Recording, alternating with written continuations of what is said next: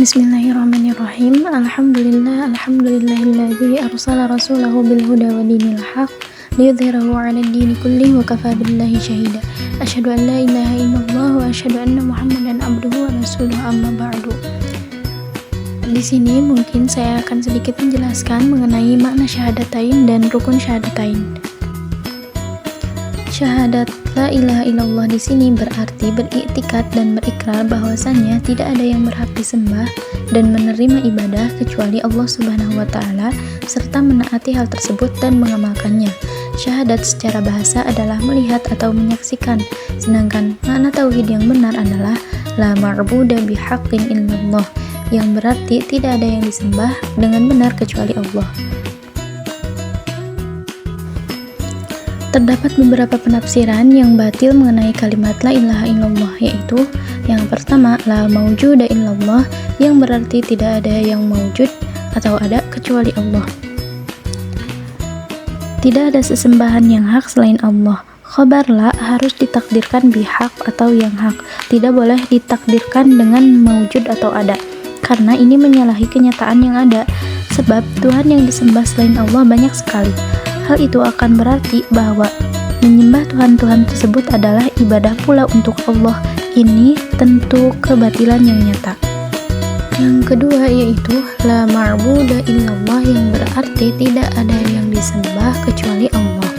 Di sini mempunyai dua makna.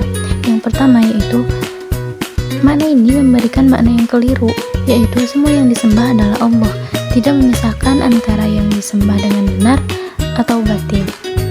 Makna yang kedua yaitu menunjukkan bahwa maknanya tidak sesuai dengan fakta, yaitu banyak sekali yang disembah selain Allah. Yang ketiga yaitu la khaliqa illallah, yang berarti tidak ada pencipta kecuali Allah. Makna ini tidak menunjukkan makna yang sebenarnya, hanya menunjukkan sebagian dari makna la ilaha illallah, karena arti ini hanya mengakui tauhid rububiyah saja, dan itu belum cukup. Yang keempat yaitu la hakima illallah, yang berarti tidak ada hakim atau penentu hukum kecuali Allah. Ini juga sebagian dari makna kalimat la ilaha illallah, tapi bukan itu yang dimaksud, karena makna tersebut belum cukup. Selanjutnya yaitu makna syahadat anna Muhammadar Rasulullah, yaitu mengakui secara lahir batin bahwa beliau adalah hamba Allah dan Rasulnya yang diutus kepada manusia secara keseluruhan, serta mengamalkan konsekuensinya, yang mana konsekuensinya yaitu menaati perintahnya, membenarkan ucapannya, menjauhi larangannya, dan tidak menyembah Allah kecuali dengan apa yang disyariatkan. Kemudian yang selanjutnya yaitu rukun syahadatain. Rukun syahadat la ilaha illallah yaitu pertama, an-nafyu atau peniadaan la ilaha, yaitu menafikan semua bentuk dan macam Tuhan selain Allah. Para ulama menyebutkan ada 4 bentuk yang dinafikan, yaitu al-alihah, togut, al-andat, dan al-arbab. Al-alihah adalah jama' dari ilah, yang berarti Tuhan atau dewa yang merujuk pada Tuhan-Tuhan palsu atau berhala-berhala yang disembah selain Allah. Togut adalah apapun yang melebihi batasnya dalam memimpin atau mempengaruhi manusia ke jalan yang salah.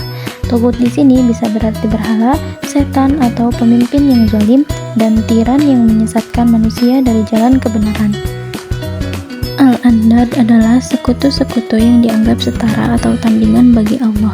Mereka adalah segala sesuatu yang diberi sifat-sifat atau kedudukan yang hanya layak bagi Allah, sehingga menyekutukannya. Yang terakhir yaitu al-arbab, adalah tuhan-tuhan palsu yang dianggap memiliki kekuasaan atau hak untuk diibadahi selain Allah.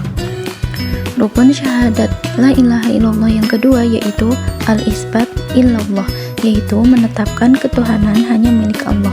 Para ulama menetapkan ada 4 hal yang ditetapkan, yaitu al-qasdu, al-mahabbah, al-khauf, dan al-roja. Al-qasdu adalah niat atau tujuan. Dalam Islam, setiap amal ibadah harus didasarkan pada niat yang ikhlas, semata-mata untuk mencari ridha Allah. Niat yang benar adalah fondasi dari setiap amal ibadah yang diterima oleh Allah. Yang kedua yaitu al-mahabbah atau cinta. Al-mahabbah merujuk pada cinta kepada Allah. Cinta kepada Allah adalah salah satu pilar utama dalam ibadah. Seorang muslim harus mencintai Allah melebihi segalanya, dan cinta ini harus tercermin dalam ketaatan dan pengabdian kepadanya. Yang ketiga yaitu al-khauf, artinya takut. Al-khauf merujuk pada rasa takut kepada Allah. Rasa takut ini bukan hal yang negatif, melainkan rasa hormat dan ketakutan akan murka Allah jika kita melanggar perintahnya. Takut kepada Allah mendorong seorang muslim untuk menjauhi segala bentuk maksiat dan berusaha selalu taat kepadanya. Yang terakhir yaitu ar-roja, merujuk pada harapan kepada rahmat dan ampunan Allah. Seorang muslim harus selalu berharap kepada Allah bahwa Dia akan memberikan rahmat, ampunan, dan keberkahan dalam hidup mereka, serta berharap agar segala amal ibadah mereka diterima.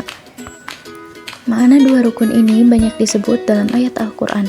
Salah satunya adalah firman Allah, A'udzubillahi minasyaitonirrajim, faman yakfur bit-taghuti wa yu'min billahi faqad istamsaka bil urwatil wuthqa. Artinya, siapa yang ingkar kepada tagut dan beriman kepada Allah, sungguh telah berpegang teguh pada tali yang sangat kuat. Firman Allah, siapa yang ingkar kepada tagut, itu adalah makna dari la ilaha, rukun yang pertama. Sedangkan firman Allah dan beriman kepada Allah adalah makna dari rukun kedua, yaitu illallah. Selanjutnya yaitu rukun syahadat Muhammad Rasulullah. Syahadat ini mempunyai dua rukun, yaitu pada kalimat abduhu wa rasuluh, hamba dan utusannya. Rukun ini menafikan yang berlebihan dan meremehkan pada hak Rasulullah. Beliau adalah hamba dan rasulnya. Beliau adalah makhluk yang sangat sempurna. Al-abdu di sini artinya hamba yang menyembah.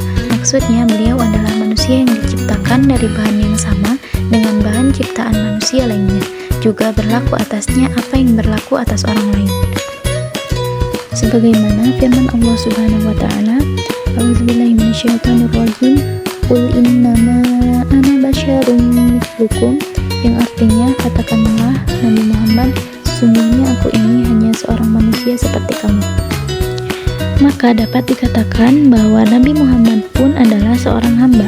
Hamba di sini adalah manusia atau seorang laki-laki yang diciptakan oleh Allah.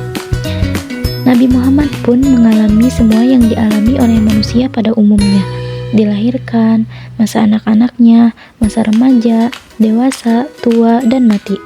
Kebutuhannya pun seperti manusia pada umumnya. Makan, minum, main, menikah, dan mengandung konsekuensi tidak menjadikan Nabi Muhammad sebagai Tuhan yang disembah. Nah, meskipun Nabi Muhammad adalah manusia, tetapi dia adalah manusia yang sempurna. Beliau adalah Al-Mustafa atau Sang Terpilih yang menunjukkan bahwa Nabi Muhammad adalah orang yang terbaik dalam berbagai sisinya. Maka Rasul artinya orang yang diutus kepada seluruh manusia dengan misi dakwah kepada Allah sebagai basyir atau pemberi kabar gembira dan nazir atau pemberi peringatan. Setelah mengetahui bahwa Nabi Muhammad adalah Al-Mustafa atau Sang Terpilih, maka wajib bagi kita untuk mengimani bahwa Nabi Muhammad adalah hamba Allah dan Rasulullah. Mungkin sekian yang dapat saya sampaikan. Mohon maaf apabila terdapat banyak kesalahan. Akhirul kalam, wassalamualaikum warahmatullahi wabarakatuh. Jazakumullahu khairan katsira.